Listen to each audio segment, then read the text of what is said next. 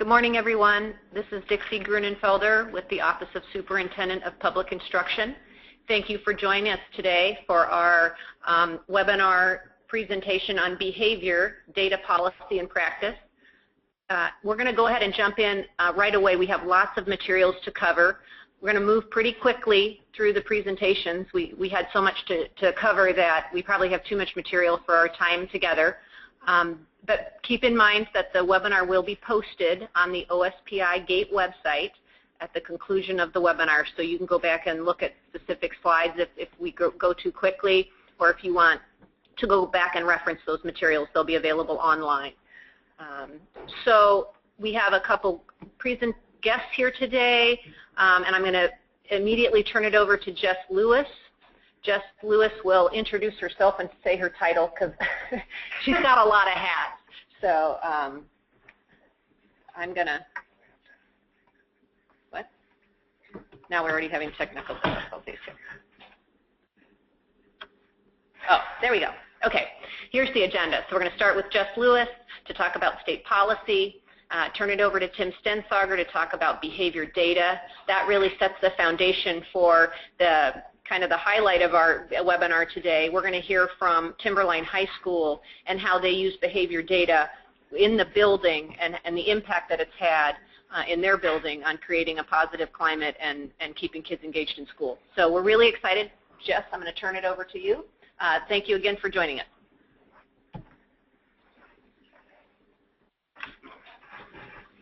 Good morning, everyone. So I'm going to actually talk to you about the student discipline work that's going on, but I will tell you that you'll notice in my title that I do behavior, which is really a reducing disruptive behavior mandate that was included in Engrossed Substitute Senate Bill 5946. So we will be developing with a panel of experts a menu of best practices for reducing disruptive classroom behaviors, and that work will be done in this next year. So we'll have updates as we go. But today I want to talk with you about this K-12 discipline part of my gig.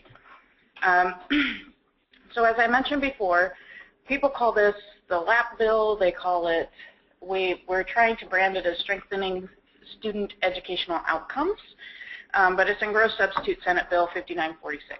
And it did three things. So it established the Discipline Task Force, which has been in process for the last year or so. Their work is scheduled to be concluded in December. It changed due process for suspensions and expulsions, and it gives OSPI authority to write rules. And as you know, that's an important component, because if we don't have that authority explicitly stated in the legislation, then we can't do anything with it. So the Discipline Task Force is really tasked with two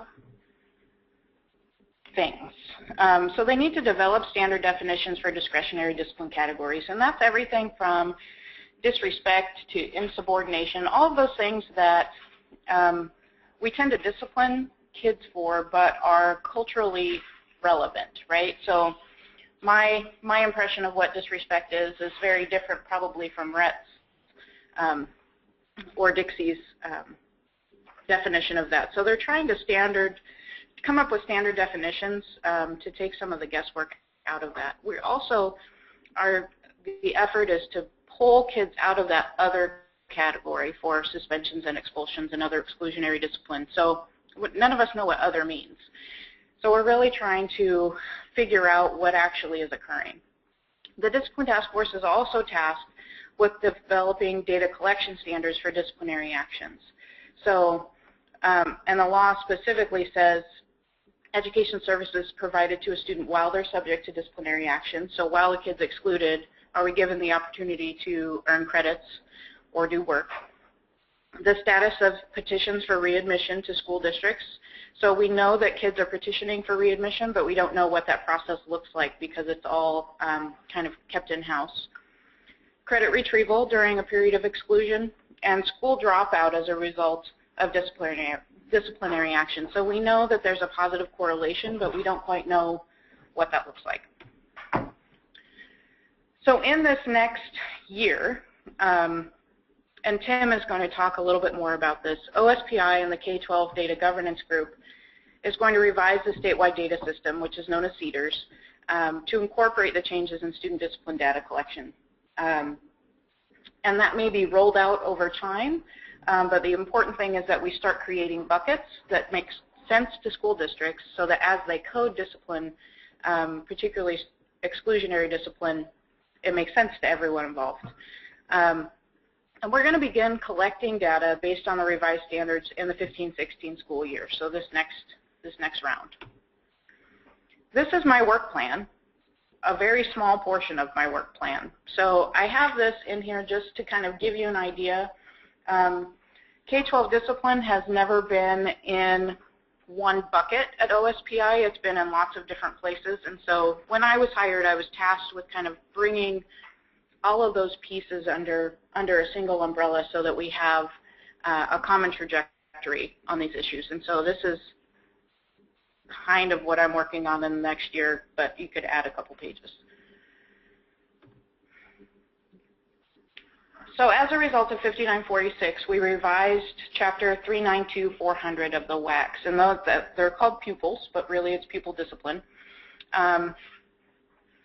We opened 25 WACs, and this is just kind of a summary of very basic changes. If you'd like, there's a concise explanatory statement that's not very concise on the student discipline website at OSPI. If you want some light snoozer reading, you're more than welcome to look that up.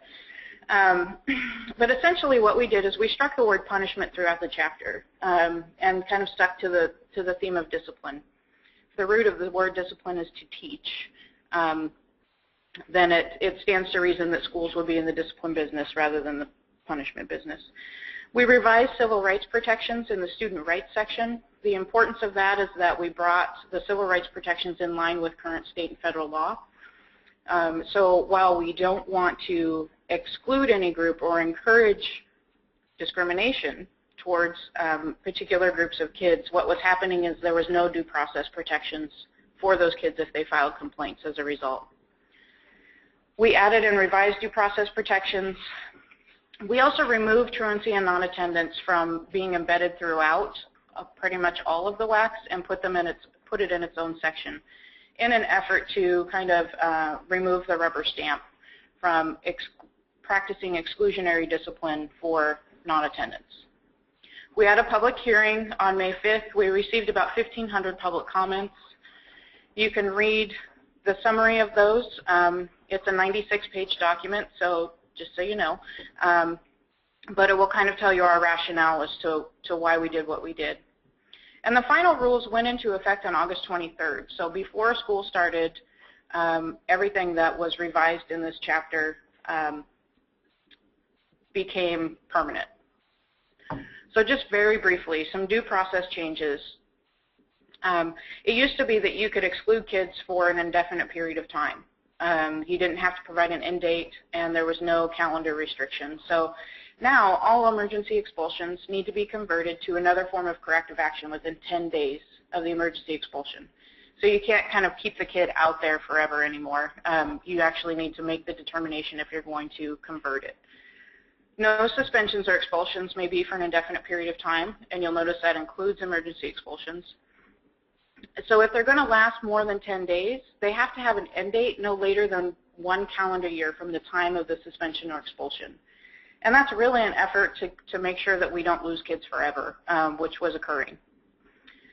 And districts are now required to provide notice and due process rights when the emergency expulsion is converted to another form of corrective action. So if you long-term suspend, short-term suspend, or you convert an emergency expulsion, you now have to provide due process rights to the parent and the kid. And districts in the past have never had to do that before. So that's a change in the way we do business for sure. Districts are also required to have re-engagement meetings. Now you'll notice this word should. So schools should make efforts to have suspended or expelled students return to the educational setting as soon as possible. Schools also should convene a meeting with the student and parent and/or guardians within 20 days of the student's long-term suspension or expulsion, but no later than 5 days before the student's return or enrollment in a new district after a suspension or expulsion. So while it says you should convene a meeting, what that really means is you must, because there's that time frame. So this should relates to the time frame rather than the meeting actually occurring. And the reason the meeting must occur is because districts must do this re-engagement plan.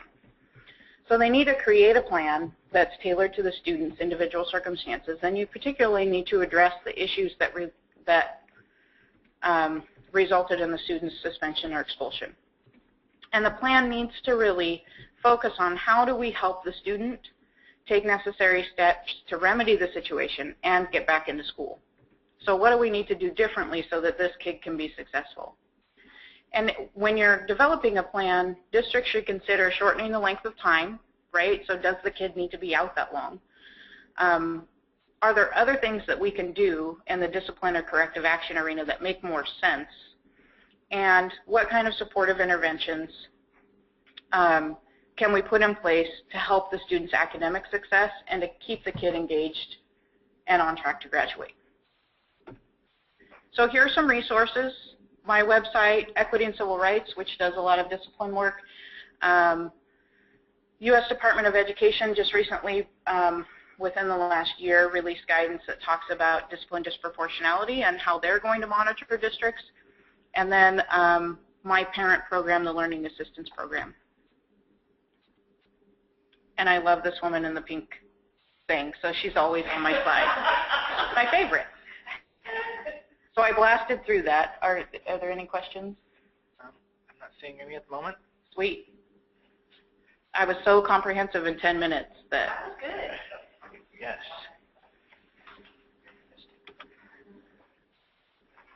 Okay, now we're going to shift over to Tim Stensager, and he's going to talk a little bit about data and give some snapshots of how we're looking at discipline data.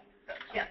So I'm going to fly through about 7 of these slides because we don't have enough time to go through there's a governance process that determines whether something will be collected by the Office of Superintendent of Public Instruction in the 4 major buckets of data, which are school directory.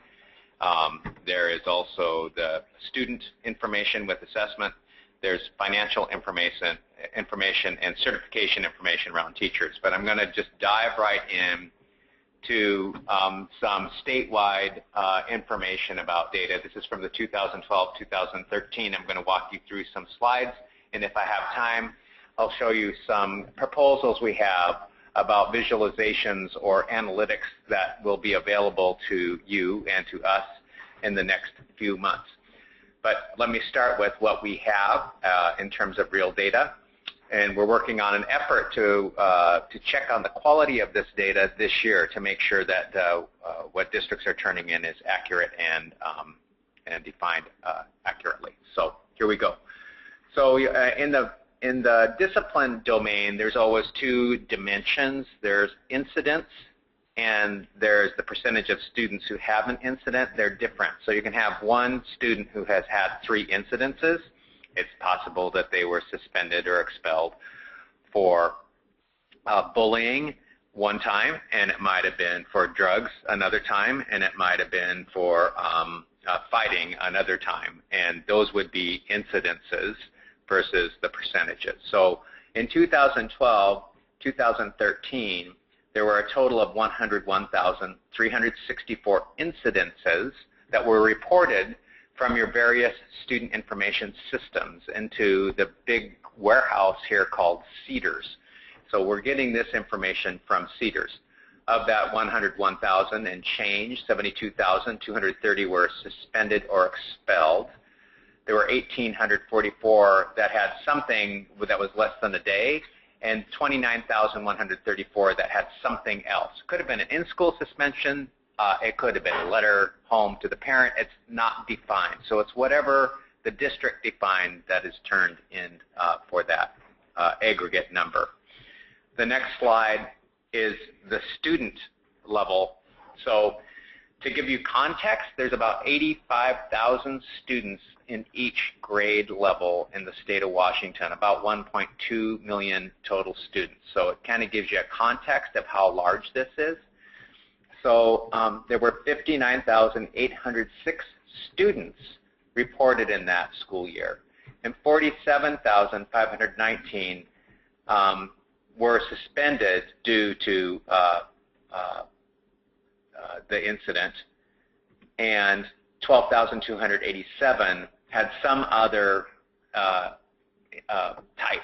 So it was in-school suspension, a different intervention, or it could have been a letter home. Again, we don't know what occurred. We just know it was not an out-of-school suspension. So 47,519 students were suspended for some length of time, at least one day. As you begin to dig down into this, we are very interested. The Discipline Task Force and those of us who are looking at discipline are interested not only in the aggregate numbers that I've shared with you, but we're very interested in what's termed disproportionality. So who's being suspended? This graph is looking at the disproportionality between males and females. And that's a histogram showing the number of incidences. So the one means suspended one time or two times or three times. And you can see in every incident in the histogram, it's almost twice as many males, sometimes almost three times as many males suspended than females. And this is the percentage of students in each grade level who were reported with an incident. And you can see that as you look at that graph, let me just kind of slow down. This K1 and K2 is because still most of the kindergartens in the state of Washington are half-day kindergartens. They're not full-day kindergartens, so you have two different reporting periods for those different kindergarten groups. And you can see at the end, the overall, the average is 5.69% incidences if you averaged all the grade levels, but you can see which grade levels are lower and which ones are higher. So in 8th grade, we have the highest level of incidences. Typically, that's a middle school or a junior high. And this is the percent of students. So this is an unduplicated count. It almost looks the same as that first one, but it gives you the percentage of students. So you can see that the average is 4.52%. That's the overall on the far right.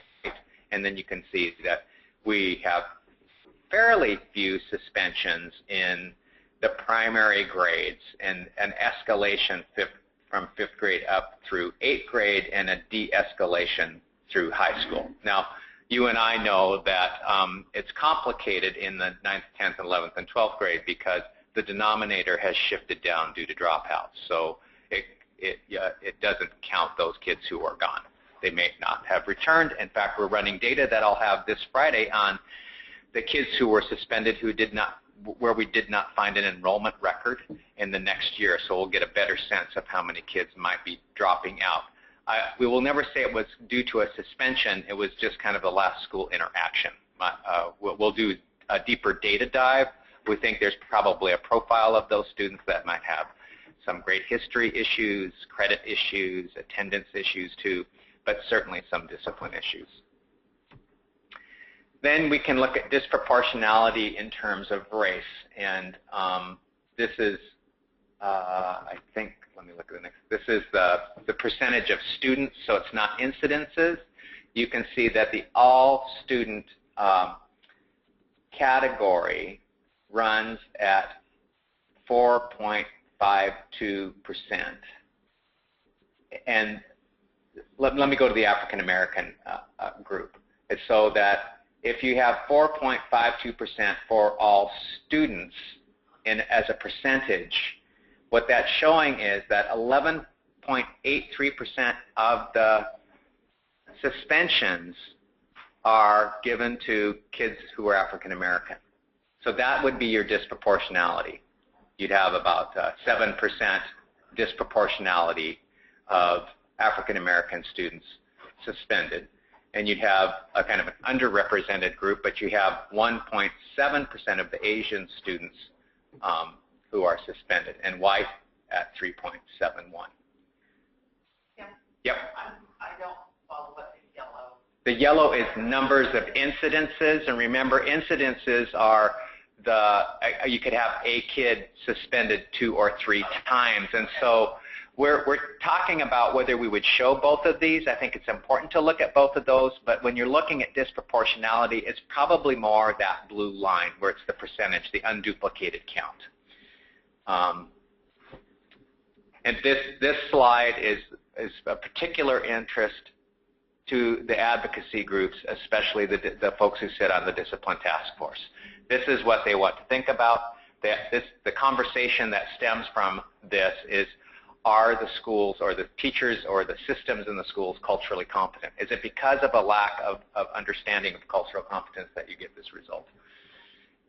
If you look at program areas, this is the disproportionality of program areas.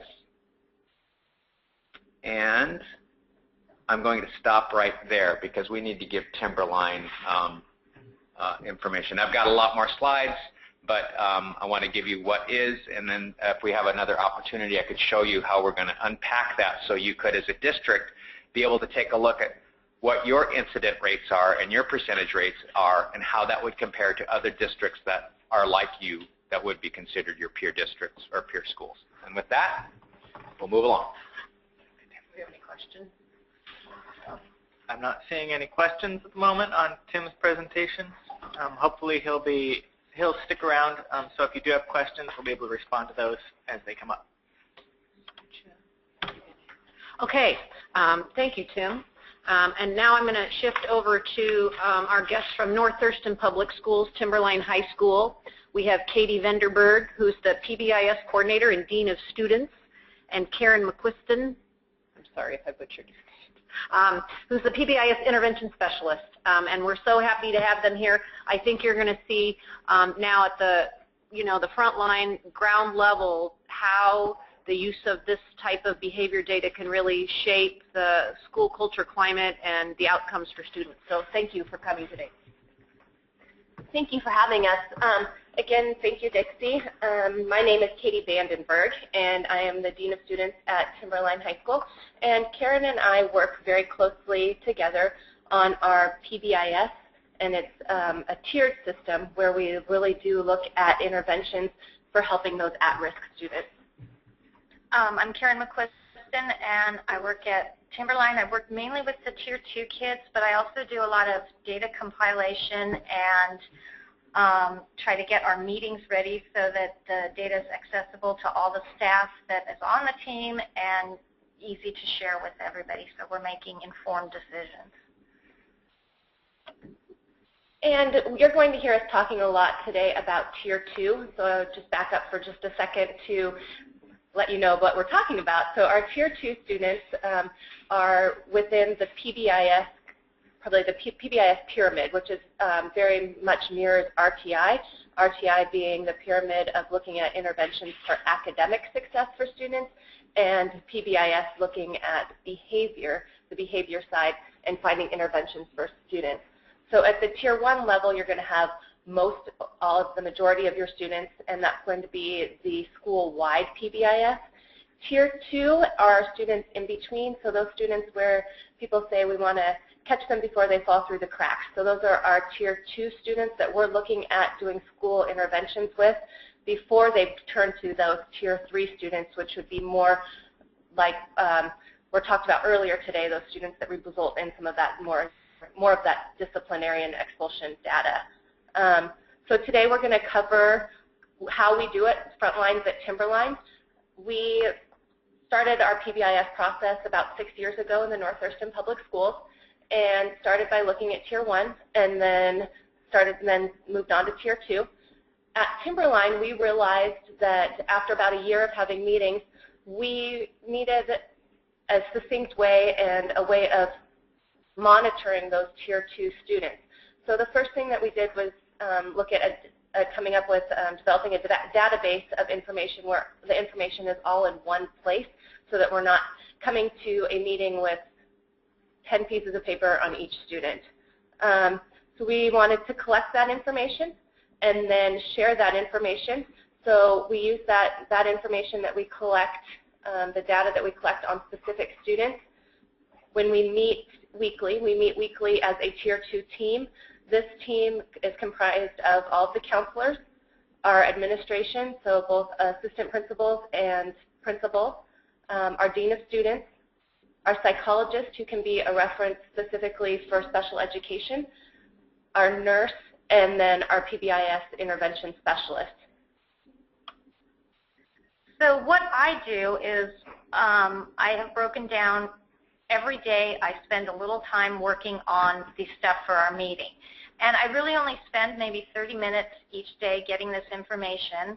On the first day, I gather a list, and it's going to have the attendance issues we've had, Swiss data, which is their discipline data, their grades, and we'll also have the students that are up for a recheck. The second day of my week, I update the students' files that are already our Tier 2 students. And on the third day, I would get the information. By that time, the team members have sent me back kids that they'd like to bring up to discuss at our meeting. So I will get all of the information pulled on kids that we'll be discussing that week. On the fourth day, I would finalize the list, and then I will send it out to everybody on the team to let them know the agenda for our meeting the next day. And then the last day is our meeting day. And we do, as we were talking about the data that Karen collects on students, North Thurston Public Schools has also a Tier 2 team that both Karen and I have sat on, and that team looks at a district-wide so that we are using consistent data at a district level to determine what students fit into which different tiers. So to give you more specific information of the students that we're looking at for these meetings, a Tier 2 student would be any student who has 2 to 5 office referrals. So those are going to be your major ODRs, office discipline referrals. 1 or more Fs in any of their 6 classes that they're taking. 4 to 6 unexcused periods in 1 week. And for us, an unexcused period would be if a student arrives 10 minutes or later into a class period. And then also a teacher input form. So we're looking at gathering, like Karen mentioned, attendance, discipline, academic data, as well as teacher narrative. And so that brings us to our meeting day. And on our meeting day, we meet each week during 5th period. So we have 50 minutes set aside. And that way we're very consistent about our meeting times and about starting on time. Karen's going to walk you through, and you're going to see kind of what one student would look like. So what we do is we sit in a conference room and have a projector so that we can project the data in front of everybody, and we can move through that data and go back and forth of what we need, and then people can ask questions. The biggest thing that we use, or that we do, is we're using that data again and those narratives to match what we're seeing, what that data is that the student, that's coming up for that student, with the function of their behavior. So are they getting, on our office discipline referral sheets, the teacher would write why they think the student is acting the way that they are. Are they doing it in order to obtain peer attention, to avoid a task, etc.? And that way we're able to look more at the function of the behavior and making it match the intervention. So one thing I wanted to do was create something that was visually easy for people to follow along. And the Excel file that we used, by the end of last year, we were covering 90 kids, and the data was over 900 pages, or 400 pages of their individual records. And we're going to jump into the Excel file that I use, a sample of it. We have the master list over here that will have all of the kids, and they're all broken down into columns where we cover just a real quick summary of what we're doing with the kids. On the column to your right, we have dates that we can use to sort them, and those are mainly done so that kids don't fall out of the system. So after our meetings, we'll put a date in there, and then we'll be able to make sure that we are checking back on these kids. And in our actual meeting, each week is broken down into a tab at the bottom. So for today's meeting, we're going to be looking at these students, and I will be showing you our sample student. In our first column, it links it right to the child's transcript so we can see how they have done in school. And Then we move on to the student checklist, which is, we call it our SST report. From this, it has probably the bulk of data that we use, and we have the kid's name, we have their test scores that they've had of any standardized testing that they've taken, their credits, whether they're on IEPs, if they have a 504 plan. Down here, it is linked to if we have received any reports from their teachers, and we pull it up right in the meeting. And this is what we send out to our teachers to find out further information of how these kids are, what they're seeing in the classroom. And the teachers fill it out. We are all able to review the file. The good thing about this database is that it is linked to where it sits on our network server, so all the counselors can go in and see the files at any time if they want to check on their students. And this is just our student-teacher report where it's a checkbox thing, and then at the end they put any narratives that they want to about how the kid's been doing in their class. And back to this report, we also pull up Swiss data, and that's our discipline data on the kid, and it shows what they have been disciplined for. If we need to, we can go pull these individual ones, but it does have the behavior. It has, what the action was taken when they were receiving this discipline, and we're able to sort of, through the dates, be able to track the frequency of how the kid is doing in class. And then back to our main SST report, we have their attendance that we can pull up.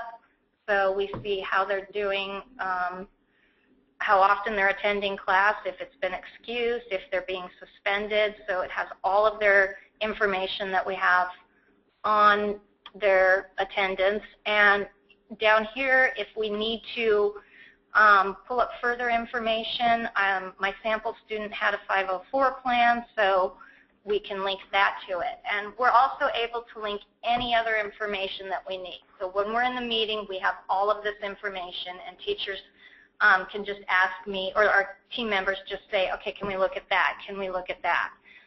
And then I pull it up, and we're all able to review it.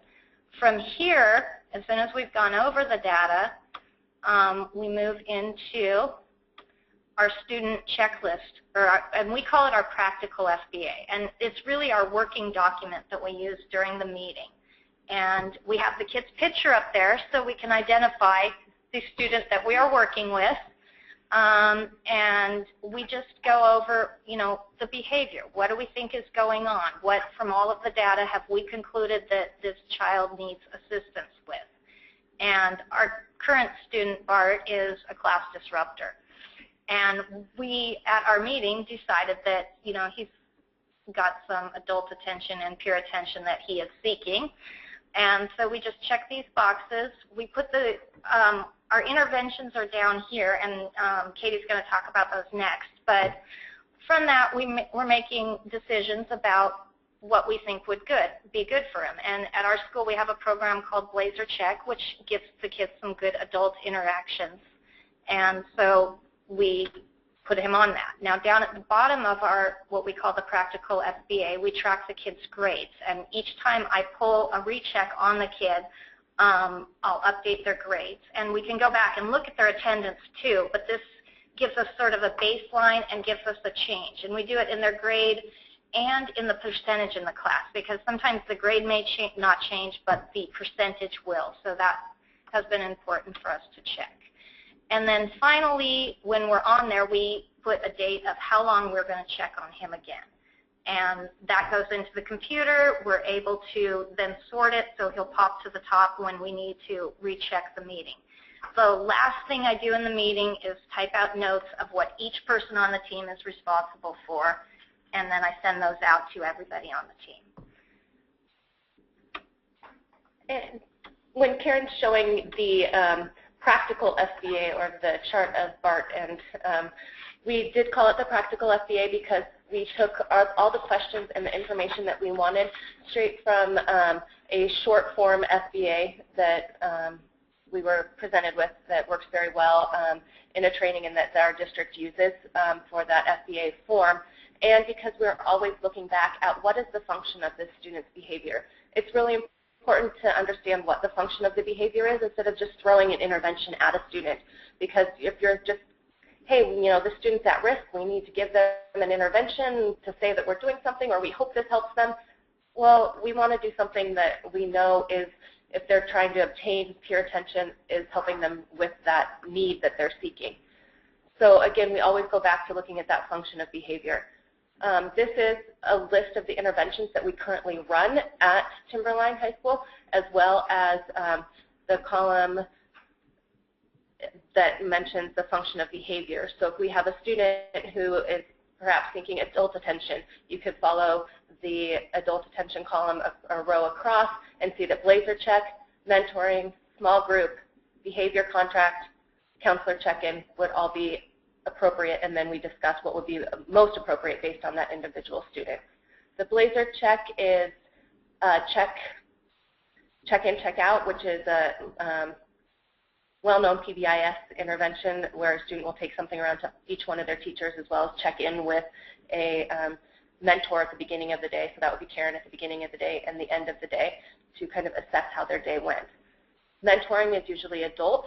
We are working on getting a peer-to-peer mentoring program, but we don't have that in place yet. So we have mentoring for adult to student mentoring. Small groups run by a counselor or somebody within our Tier 2 team. A behavior contract, which also outlines consequences as well as positive incentives, so that students understand that they're working towards, with what their choices are, working towards either positive incentives or consequences, and then having a counselor check in on a more regular basis with that student.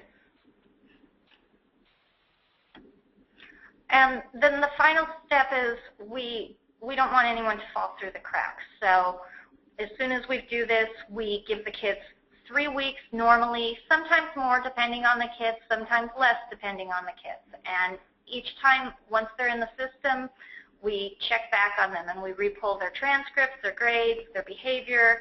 If they've had different standardized testing, we do that, and just make sure that everything has been done for that week. So all of the kids are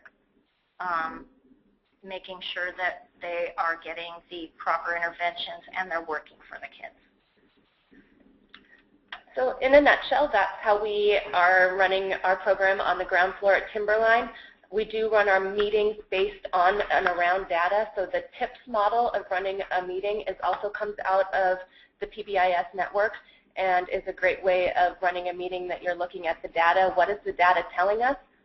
Why is the student acting, asking those questions? What is the data telling us? Why is the student acting the way they're doing? And what they might benefit from. So as you can see, we took a lot of information and put it in one concise place so that not everybody in the meeting is taking their own notes. We all have it in one place and are using a common method and a common language. Can you just talk briefly about your outcomes at all? I mean, I know you said about it, if you don't. Well, our behavior rates have dropped. I mean, we see less discipline from each year to year, and I didn't pull any recent data, but most of the kids that we have on interventions do quite well. And I know that last year we rewarded students, so students that we had seen made, after they were on an intervention that we saw made a gain, we gave them certificates at the end of the year, and we had 13 students that we saw that had made positive gains and gave those certificates to them. And then also, as Karen mentioned, and this is another point I meant to bring up, is that we use Swift as our data collection system. That is just one data collection system. A school, if they're using Skyward, could also link Skyward to this database. But our Swift, all of that tracks all of our major and minor discipline referrals, and that has consistently gone down over the past 4 years.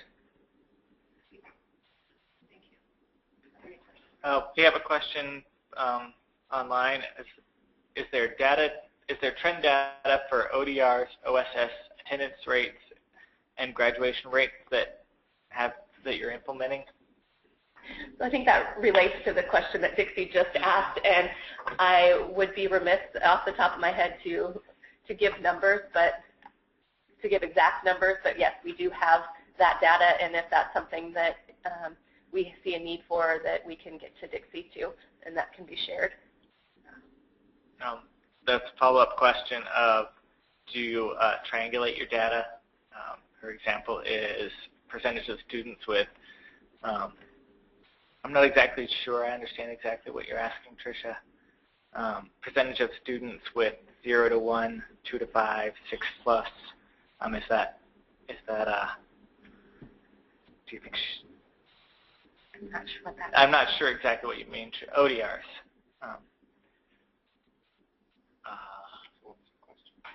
So to use a term about diving into our data, we have done more. We have looked more at individual students. This year, we are starting our students on interventions as cohorts, so that we can look at that and be able to compare more student to student instead of individual student. In the past, what we've done is look at individual students and see if their trends have decreased or increased, depending on what we're looking for as far as, but this year in order to be able to look more closely at our data, that was one thing we wanted to do. That's one of our goals this year, is to really look into our data. And so we are starting students so we can look at them at cohorts and put them, match them as more similar and start them at interventions on the same time. And then, so hopefully at the end of this year, we'll have more specific data that could answer that question. Great. Tricia says, great interventions, very helpful to hear high school examples. Thanks, Tricia. No. How are we doing for time? We about done? No, we're good.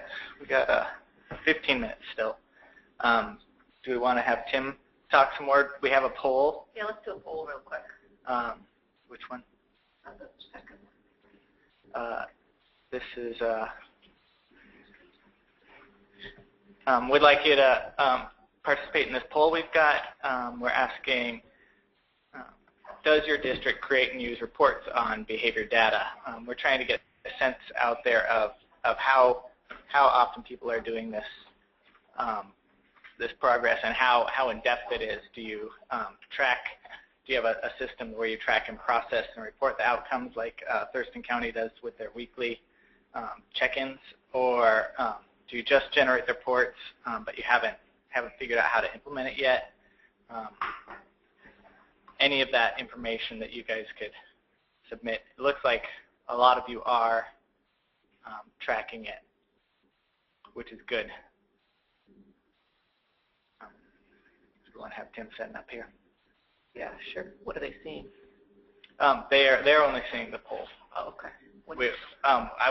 They can't see the results until I let them do it. Do you want to bring up your? Do you want to talk anymore? Sure. I'm talking with Timberline folks, but they'll come moving back. Where am I? We're going to have Tim talk a little bit more about the data that the state is looking at. So that he'll be here in a second. It looks like about half of you have voted now. I'll go ahead and close this and let you guys see the results.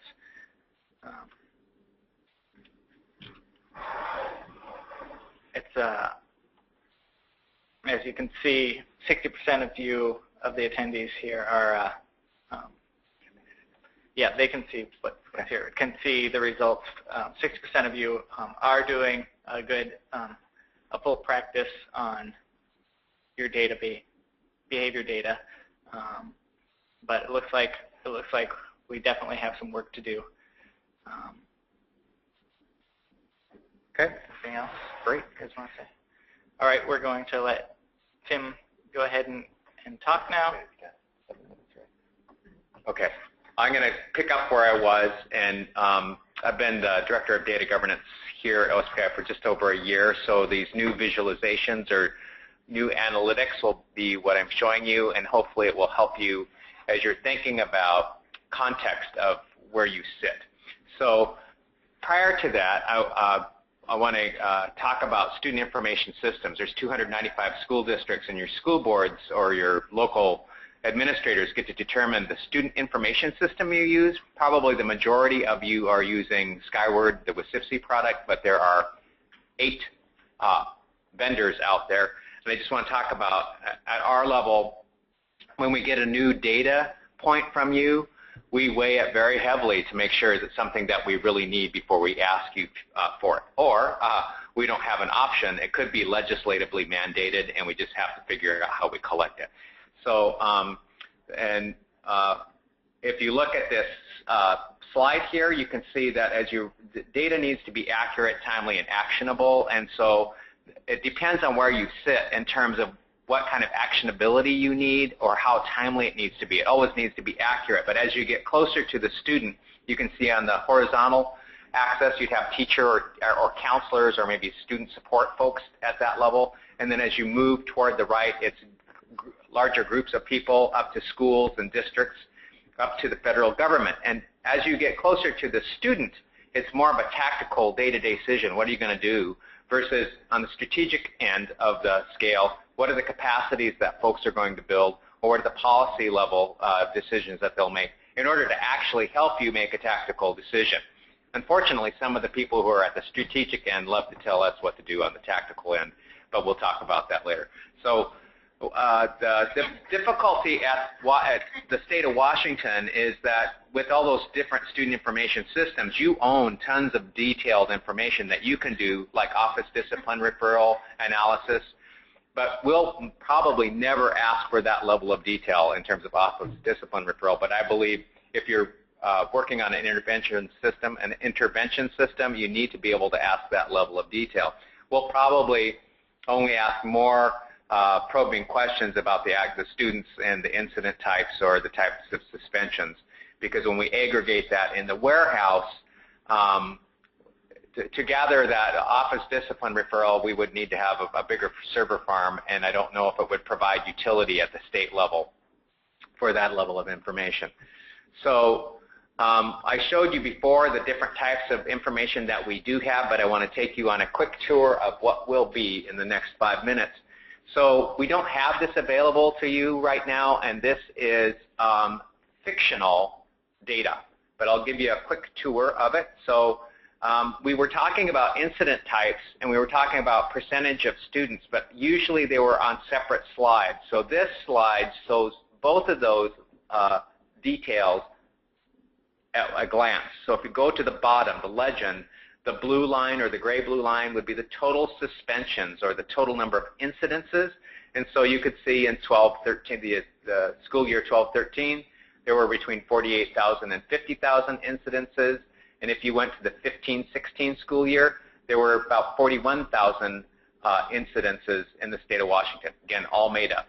But it would give you a sense of, are we making progress at an aggregate level? And at the same time, if you look at the vertical axis on the left-hand side, the green line could tell you the percentage of students during that year. So at a state level, you could see where we are, right? So that would be an aggregate at the state level. You'd click on a year. So let's say we clicked on the 16-17 school year, and part of the struggle that I had when I was working at Franklin Pierce is context. We knew how we were doing longitudinally to ourselves, but I didn't know if it was good or bad. I just knew it was good, it was better than last year, but I didn't have a sense of the dimension of, well, how does that compare to our peer school districts? So we're trying to create a tool set that makes it easier for you to think about how do you compare. So you'd click on a year, and then you'd have all the districts in the state pop up. That's what the theoretical framework would look like. And so you would have the same dimensions. You'd be able to see both the percentage of students, which would be the green dot, and you would see the total incidences, which would be the blue dot. And as you would hover over that, you would be able to find your own school district. So that the difficulty going back to this frame is you can always compare yourself to the state average, but that state average is made up of huge variability. And you need, I don't know if you want to compare yourself to the state average. You may want to compare yourself to a harder metric yourself. You may have a goal that says we want to be, who is that district on that a 10% line with very few kids who are suspended, or that school that's in that area, do we have something to learn from them? So we're trying to build kind of a data ecosystem that we would give to you so you could go and figure out who do you want to talk to and what are they doing. Or it's possible that you will be discovered and they'll come to you and say, hey, what are you doing and what are the processes that you have in place? And so we're trying to create data sets or visualizations, analytics that allow you to get that information. So this would still be at an aggregate level, and I want to take you on a quick tour of how we're thinking about showing disproportionality that's consumable and actionable at a school level or a district level. So this is the perfect world of disproportionality, which shows no disproportionality. So the blue line is the percent of the race in the total population, right? So the blue line, so there's 50% whites, there's about 12 or 15% African American, etc. And the rust color or red color line next to it is the percent that are represented in the subgroup, and it could be for anything. This is for suspension. So what this is saying is that there's 50% of the student population is white, and 50% of the suspensions are white, or 20% of the population is Hispanic, and 20% of the suspensions are Hispanic. So there's no disproportionality. This is a perfect school. You could use this for the opportunity gap. You should be looking at this for your AP enrollment and anything else. There's questions. We have some questions. Oh. Do we have a general idea of what changes might be for next year in Cedars, and what is trying to be asked that you cannot answer right now? Yes. There are, I'm not prepared. I can give you kind of a sense. There'll be, this year, I think you might be familiar that there are 2 new incident types. When you saw that big, the line graph back here that showed other, oh, I don't have it in here. When you looked at why kids were suspended, the vast majority across the state is in the category called other, and that's where folks are concerned. What is it that kids are actually being suspended for? So there's new incident types to capture that other category, and there are 2 new ones this year. I know one is disrespect, and there's something, a disruption to the educational process, I believe. And next year, starting in the 15-16 school year, there'll be 5 more. I didn't bring those with me. I think one is hazing, one is cheating. It's to begin to disaggregate others so we could think about why are kids being suspended. There are also legislatively mandated some other pieces to this puzzle, like are you providing educational services to those students who are suspended, and what type of educational services that you're going to have to collect and turn in. So I hope that answered that question. Is there another question? Yes. We have regarding Timberline, are the percentage, are collecting information numbers or percentage of students involved in juvenile justice systems or Department of Corrections? Could you repeat that question? And this might be a follow-up question. Do you collect numbers of percentage of students involved in juvenile justice or Department of Corrections? We could drill down to that data, but it isn't one that we brought with us today. Okay. Are there other questions? No. Susan mentioned also that we have a failure to cooperate, destruction of property, and vandalism, as I assume as the categories for behavior. Those are going to be new incident types. Thank you, Susan. So I think we have a couple of more minutes. So I'll show these slides that will again be available to you in the next few months. I hope they'll be useful and actionable. So this next slide would show at a state level disproportionality by either race or program. So what you'll be able to do as you flip switches is you'll have an option to select a race and turn a program on or off, which is pretty unusual. Normally you select a race and you can filter to a program. Let me give you an example. So you select Hispanic and you can say Hispanic kids who are on free and reduced lunch. We think it's just as important for you to be able to turn the program off and do some comparison and analysis of that. So you could pick a race and say, and we want to take a look at the Hispanic kids who are not on free and reduced lunch. You could actually compare that group. So you can turn on special ed, turn it off. You could turn on ELL, turn that off, and you could turn on special ed or students with disabilities and turn that off. And then the race categories that we have. So what this is made-up data looking at Hispanic students over a 3-year period at the state level. And what that shows is in the 12-13 school year, the percentage of students that had been suspended was about 17% of the Hispanic group, but they only represented 14% in the population. So the light line, if you can see that, is 3% less than that red line. As you go through the years, you would see that actually the disproportionality for this subgroup is increasing. 3% in the 12-13 school year, 4.5% in the 13-14 school year, and 5% in the 14-15 school year. At the same time, the good news is, in this fiction, is that the total incidence decreased, but the disproportionality increased. So I want to give you folks data sets that give you all the information you need. So this would, again, be at the state level. If we're instituting something like PBIS or Safe and Civil Schools or something across the state, is there programmatic implementation that's having a broad impact in terms of discipline? But I think at the district level, you'd be interested on how you appreciate that the state might be doing better or worse, but you're probably more interested in how are you doing and how does that compare to others. So you can take that disproportionality number, like that 5% in the 14-15 school year, and you could distribute the 5%, that disproportionality, among every district or every school in the state, and you'd have a scale that looks like this.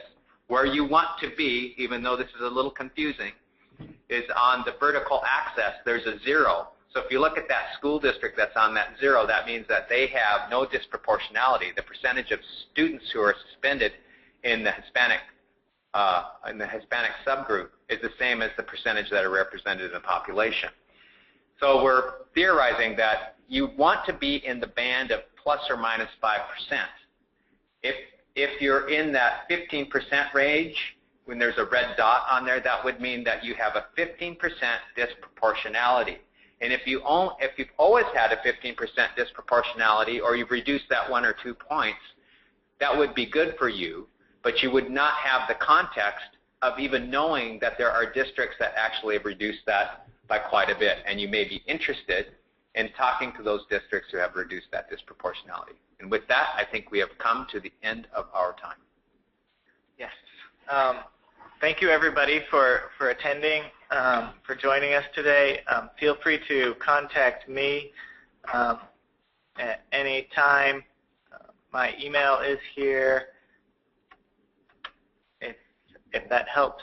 And yeah, so thanks for attending. We'll be having another one of these next month. I will send out a big mailer to all of the attendees with a follow-up to this, as well as links to register for next month's webinar. And we look forward to participating in this again. Thank you.